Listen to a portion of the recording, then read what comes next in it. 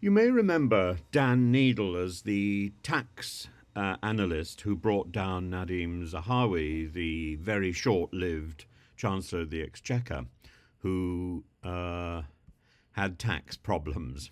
Anyway, I think it's very interesting that he has now looked at the post office and discovered that the post office has had a habit of claiming a tax rebate on any form of compensation that it pays out. Now, you are allowed, corporations are allowed to claim various tax benefits, but they're not allowed to do it on compensation.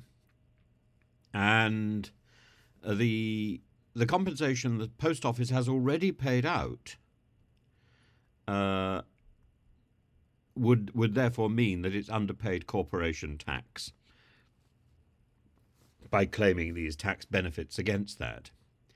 Dan Neidle thinks that it's underpaid about 100 million, which means, in his words, the post office may no longer be solvent. The Post Office Limited may no longer be solvent. Post Office Limited may be heading towards immediate bankruptcy. And that is an interesting problem because, of course, if the post office is bankrupt, it cannot pay out the compensation that is now demanded of it. And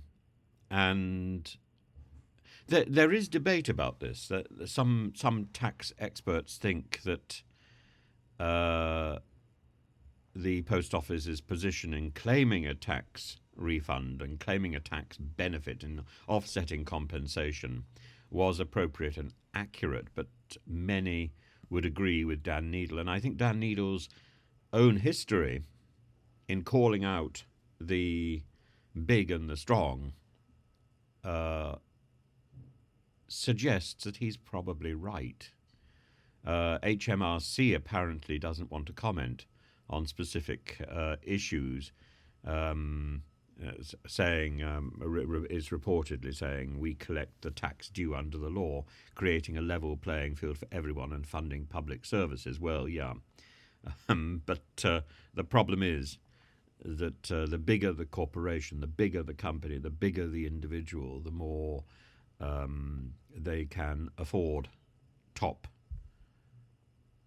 accountants and top advice. But that advice is not always correct.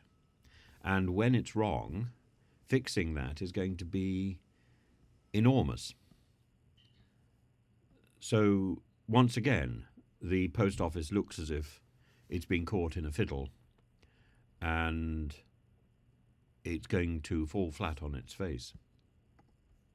Will they be rejoicing? Well, not if that means that the victims of the scandal cannot be paid their compensation.